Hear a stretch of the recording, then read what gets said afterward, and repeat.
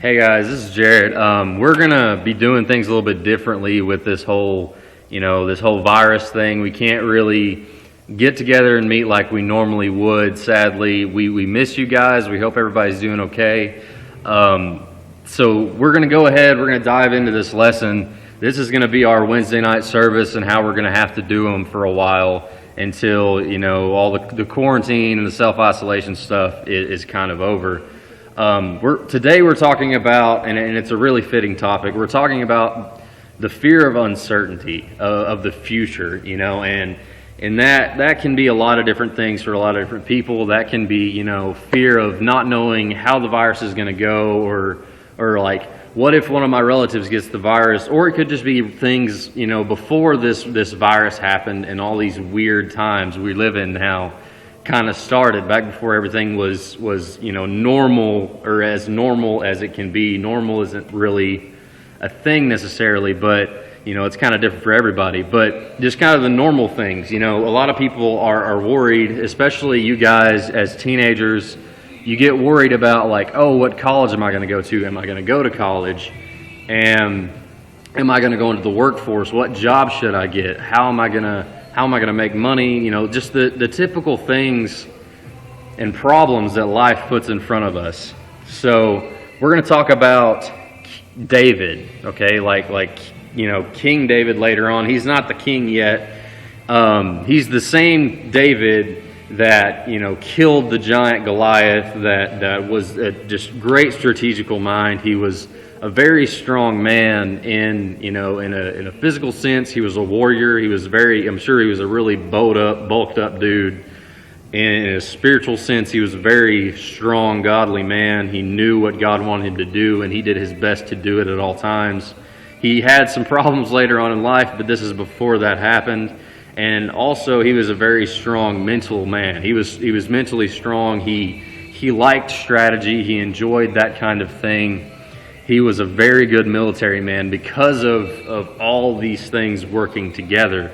And we're talking about the fear of uncertainty, and we think, how could a guy that's, you've just told us this guy is this super strong, super headstrong, super spiritually mature guy. How is this guy going to be having, fear of the future? How is he going to be worried about these things? Because if he's such a strong person, how is that going to happen? Well, at the end of the day, David and all the other characters in the Bible that we look up to, they were all human just like us. They all had things happen in life that were hard for them to get through, and by going through this, we're going to figure out how David kind of conquered his fear with help, and how he got through his fear of uncertainty. And this story that we're about to go through, we're going to summarize it. We're going to be hitting several different chapters. It's going to be 1 Samuel chapter 21, 22, and 23. Don't worry, I'm not going to hold you. I'm not going to read all three of them. We're just going to kind of summarize them, hit the high points, because there's important things that show God's provision, God providing for David throughout this. And, this is a story about David's fear of uncertainty, but it's even more so a story of how God provided for David, his man, throughout these things, and to remind us how God can provide for us in our lives, even in these weird, strange times where we don't get to see our friends, where we're not in school like we normally are, where we're having to do, everybody's homeschooled all of a sudden. We can't go out, we can't go watch a movie, we can't go bowling, we can't do all of these things, play sports, watch sports. A lot of our outlets for distracting us from the day-to-day lives and the hard times are gone now, and that can be a good thing because there's a lot less distraction in our spiritual walk. Okay, there's a lot less things to get in the way of our growing and our growth and growing towards God and growing spiritually and in maturity, so we can go and we can reach people. We can't necessarily go door to door right now because of health concerns, But we can use things like this, we can use like YouTube and Instagram, all these social media things that Satan's been using for so long to distract us from our spiritual walk. We can now turn that on its head, and we can use those things to spread the gospel to people that normally wouldn't take the time to watch a video like this. Usually they're, oh, well, the game's on, or, oh, I got to go to work. But a lot of people are at home. There's no sports being played right now. God has removed a lot of things. This is a weird, strange time, but this is also a great time of potential for the gospel and spreading that. So we're going to go ahead and we're going to dive in. And bear with me, I'm going to try to keep this short and sweet.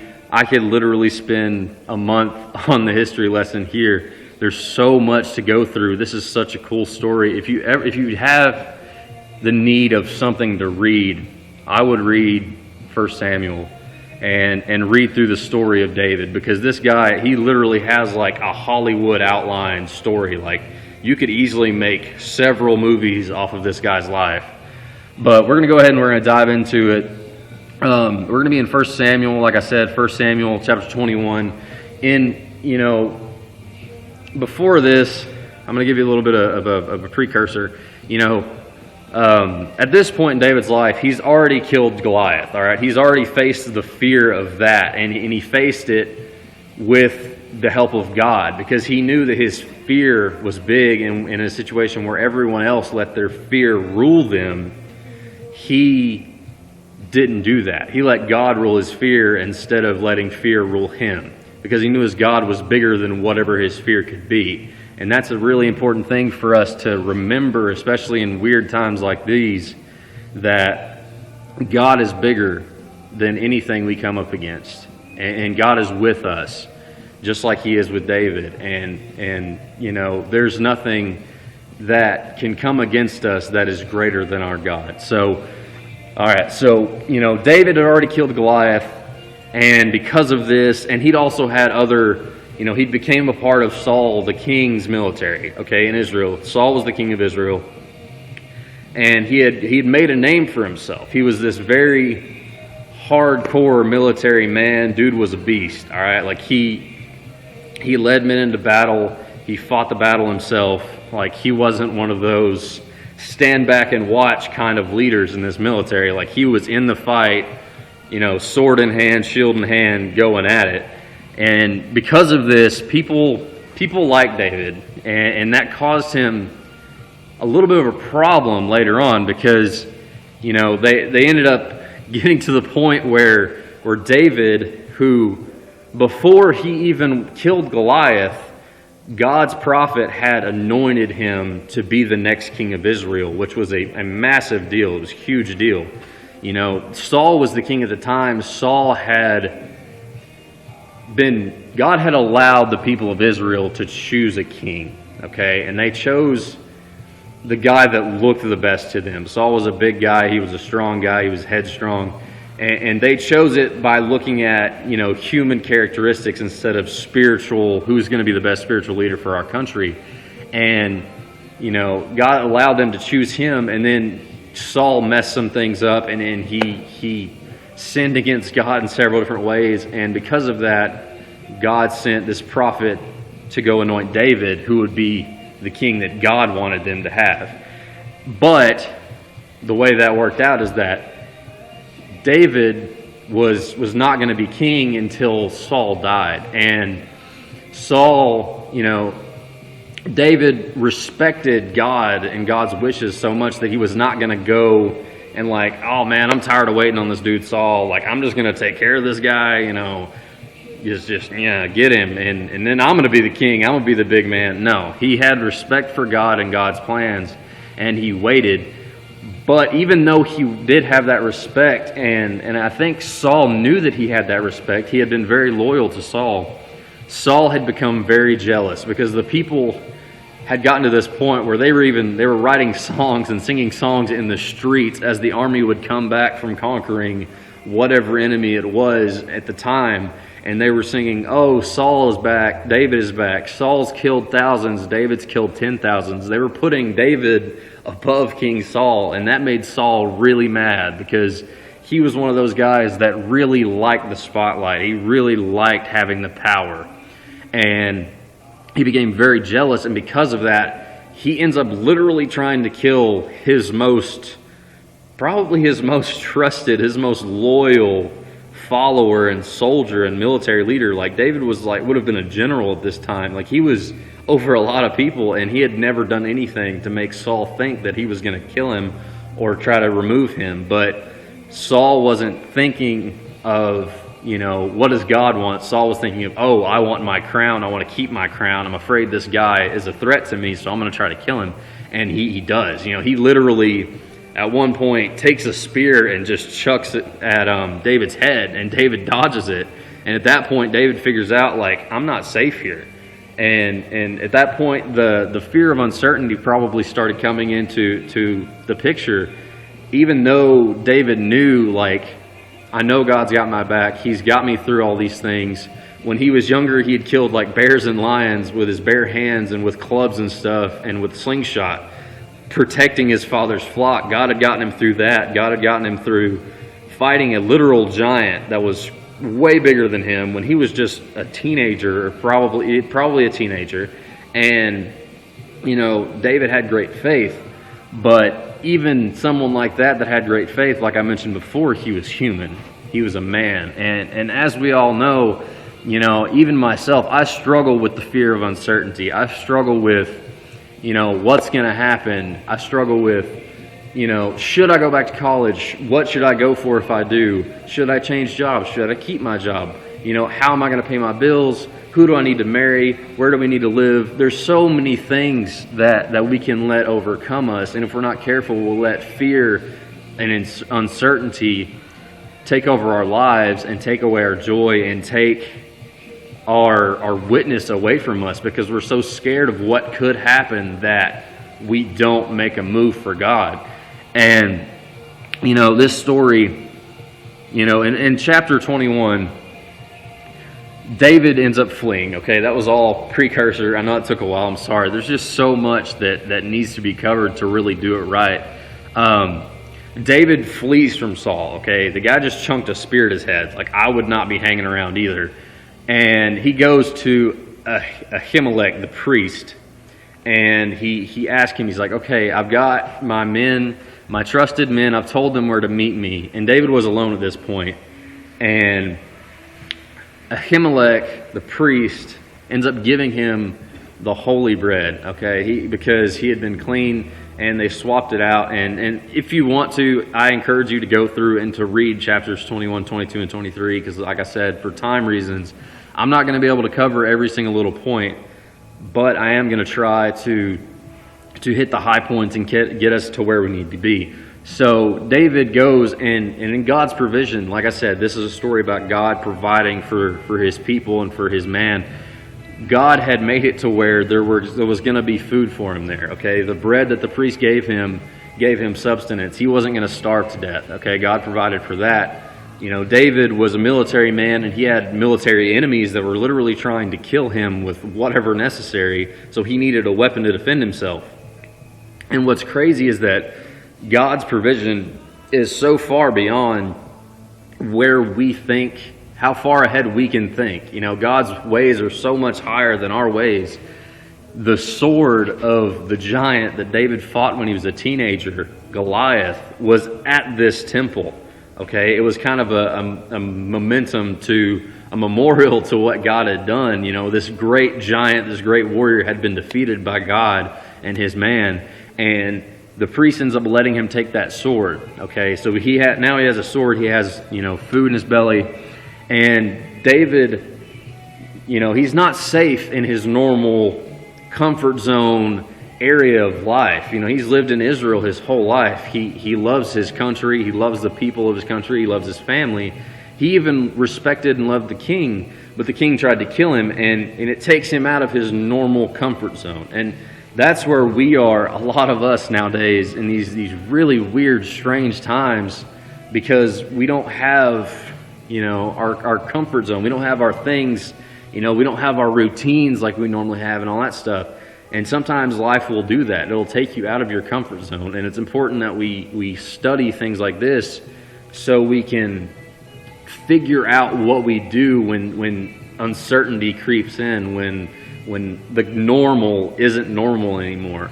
So David ends up going, and he ends up going to Gath, another kingdom that's close by. And he goes to the king, hoping for sanctuary, hoping this king will help him and protect him.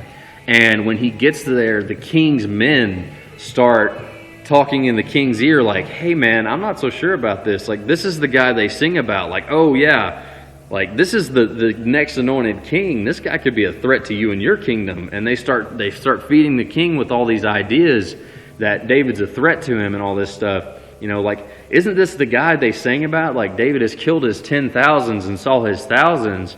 And because of this, David, he hears this. And because of this, he is forced to, in his fear, he's afraid that this king, Achish, I think that's how you pronounce it. Some of the names in the Bible are hard to pronounce for me, but I think it's Achish. The king, he's afraid that he's going to turn him into Saul, and Saul's going to kill him. So because of that, because of his fear of that, he literally just starts acting crazy. Like, he starts like clawing stuff and like drooling on himself. And the king ends up being like, guys, why'd you bring me this crazy guy? Like, we have enough crazy people in this kingdom. Why would I have this guy as my guest? So he ends up sending David out. And even in that, God's provision was there. Okay, God provided for him there because God did not allow him to be turned in by this king. It was through some weird things. Like, he had to pretend like he was crazy, but he was alive still. He was still taken care of. And he ends up going out to this cave in Adullam, I believe is how you pronounce it, where, his whole family, his brothers, his mom and dad, all of their friends, all of the people that were having problems with Saul, there's this group of people that end up coming out to him. God sends him the people that he needs, and it's even the same in our lives. Like, God will send us the people that we need to get through the times that are hard, the times that are different, the times where the future is not like super sure. And God does so. And he ends up, David gets worried about his parents, because at this point, David's a grown man, so his parents are probably older, and he's worried about his parents. And until he figures out how God's going to provide for him, he has faith that God's going to provide for him, but he ends up taking his parents to the king of Moab, and he convinces the king of Moab to take them in and to protect them, so he doesn't have to worry about them, and he can go and he can worry about keeping himself safe and all these things. And so the king agrees to this and goes ahead and does it. And in chapter 22, in verses like 6 through 23, it tells us about kind of some of the reasons that David had this fear. His fear was not unjustified. The king Saul literally goes and he finds the priests that gave David the bread and Goliath's sword earlier on, and he has them killed and their families killed. Like, he had reason to fear. Fear isn't necessarily something that is unnatural or is even wrong necessarily. Sometimes there is healthy fear. Like, if I'm out in the woods, and healthy fear or healthy respect is another good word for it. But if I'm out in the woods and I walk up on like a 6-foot rattlesnake, I'm probably not just going to be like, ooh, a rattlesnake, and start playing for it. I'm going to have a little bit of fear of that thing. I'm going to have a little bit of respect for it, and I'm going to leave it alone, and it's going to protect me in that way. But at the same time, if I get to a point where I'm so controlled by fear that I don't even want to go out in the woods and do hunting and fishing and enjoy the outdoors like I love to do, and I let the fear affect my life, and it starts taking over me, that's not a good thing. That's not healthy. That is not the way God wants it to be. So Saul is, he's kind of losing it a little bit at this point. Like, he is so taken over by jealousy and his own fear. Saul had fear in this situation too. He was the guy that was attacking, but he was also fearful because he, in his mind, which he was wrong, he was wrong because he thought that David was going to kill him, which David was not going to do, which later on in the story, later on in Samuel, David has a chance to kill him, and he doesn't because of his respect for God. But Saul still has that great fear, and Saul lets it overtake him like we know we're not supposed to do. And it takes him to the point where he's killing people that helped him. He's angry at his own son, Jonathan, who helped David. Even his own son, like he's losing it so much that even his own child, his own son, is helping David try to escape him because he's not where he needs to be. And he's let this fear overtake him to a point where it's just so unhealthy that it's dangerous for people around him. So, I say that to say that, David's his fear wasn't unjustified, okay? Like, he did have a reason to be a little fearful. But at the same time, he had faith even in the times where he was fearful. And that's important that we remember that. You don't let your fear overcome your faith. And in these situations, David prayed to God and said, God, what do you want me to do? Where do you want me to go? He didn't all of a sudden take things into his own hands when things became fearful and it's kind of scary, which a lot of times we make the mistake of doing. He followed what God wanted him to do, and he asked God what he wanted him to do. And that's very important, Like, it's important that we take our fears to God and that we tell him about them. He already knows about them. He's God. He's all-knowing. But when we take them to him and we let him handle them, then they don't take over us as much. They're not at a point where they can overcome our lives and overcome our witness and all of these other things.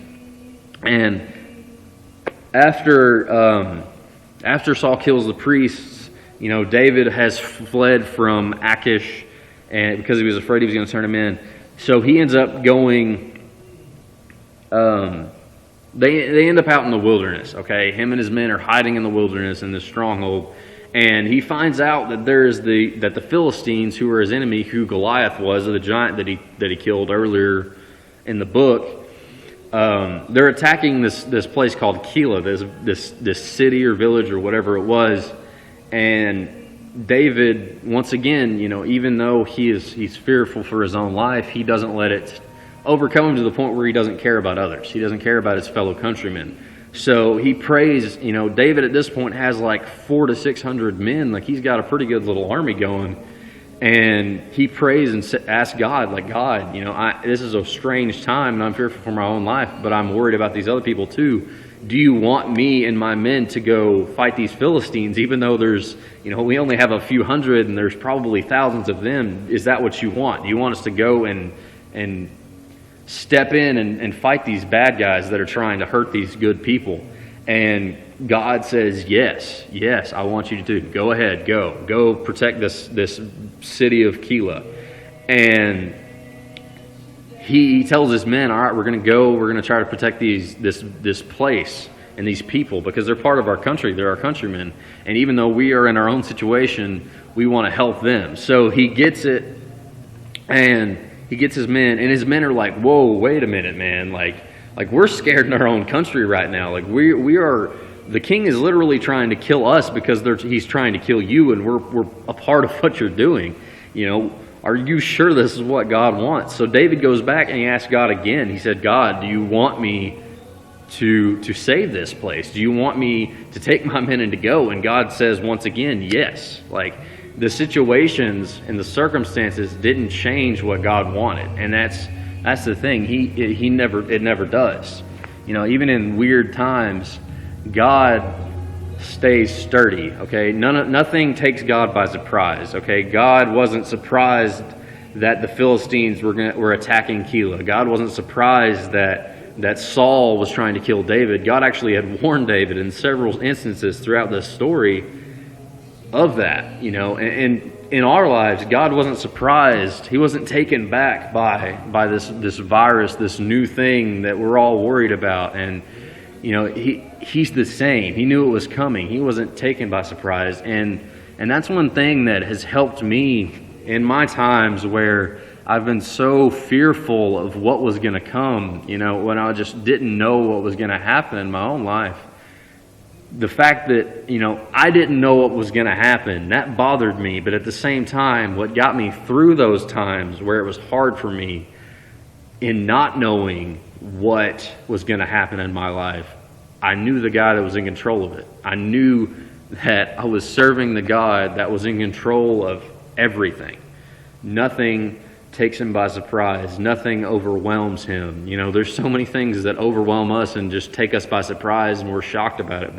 But we serve a God that isn't shocked or surprised or overwhelmed by anything we come against. And that's the same thing it was for David, and that's why David had such faith to do these things and to make it through this situation. And they go and they fight this much bigger Philistine force, and once again, God delivers him. God provides for him. God provides the victory like he told him he was going to do. And they end up saving this city of Keilah, and they end up staying there for a little bit, and King Saul finds out that David is there, and he starts getting his forces together because he's like, oh, I got him now. He's not in the wilderness anymore. I know where he is. I'm going to go get him, and I'm going to go kill him. But once again, God provides.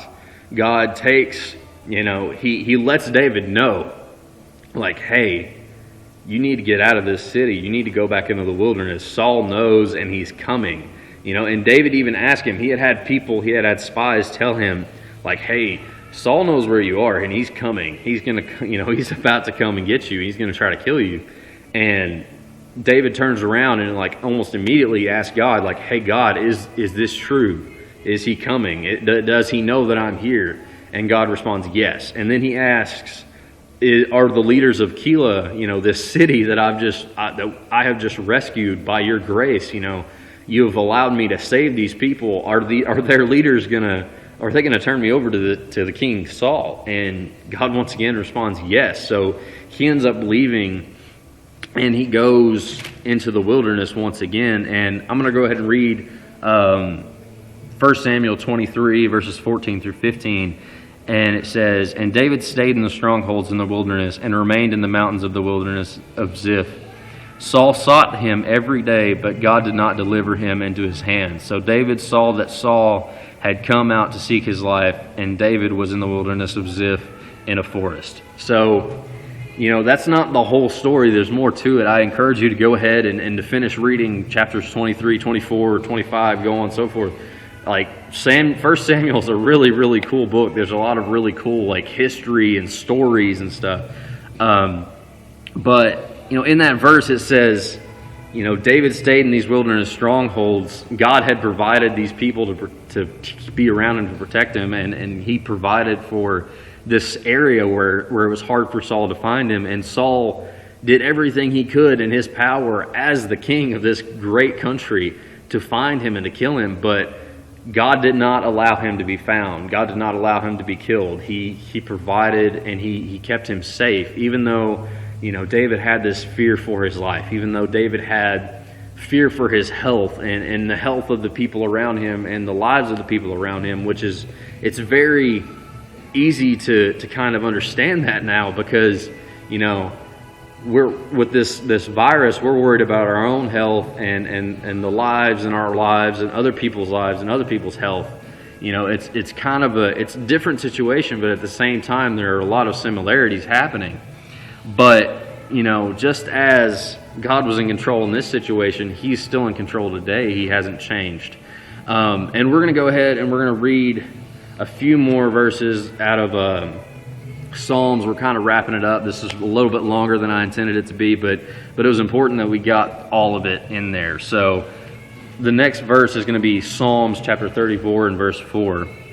And it says, and this is a psalm, a song essentially, that David himself wrote after he pretended to be crazy in the kingdom. And so 1 Samuel, give me a second. 1 Samuel, Psalms 34 and 4. I sought the Lord and he heard me. He delivered me from all of my fears. And this is in a time where he's still not out of the woods yet, literally. Like, he's still having to go hide in the wilderness.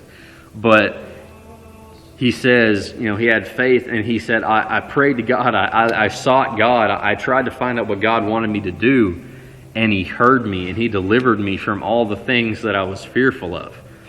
And God will do the same thing for us. We just have to go to him. We have to, go to him. We are his children if we're saved, and he's like a good father. We take our burdens to him, and he helps us with them, and he provides. And the next verse is Psalms 34:8, and it says, "Oh, taste and see that the Lord is good. Blessed is the man who trusts in him." And that's pretty self-explanatory. Like, just look, pay attention, use your senses, take in the fact that God is good, and he's going to deliver us. And then the last two verses are Psalms 34:17 and then 19.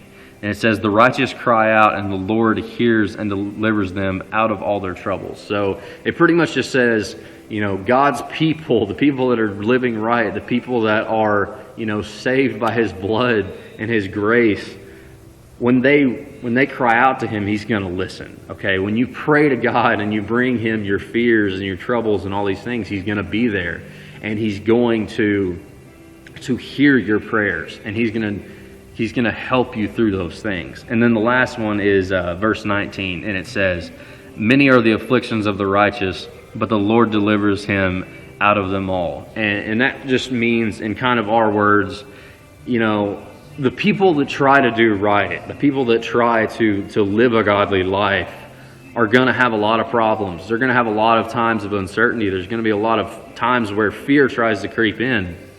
But the Lord delivers them from all of those things. So, and that's kind of the whole story of this whole thing that we've been going over here tonight is, no matter how much fear you have, no matter how uncertain things may be, no matter how weird and abnormal circumstances are, God's there. God's still in control, and God is not going to leave you. He's not going to just forsake you. He's going to be there with you, and he's going to help you through those times. Even when you don't feel like you can get through them, he's going to find a way to help you get through them.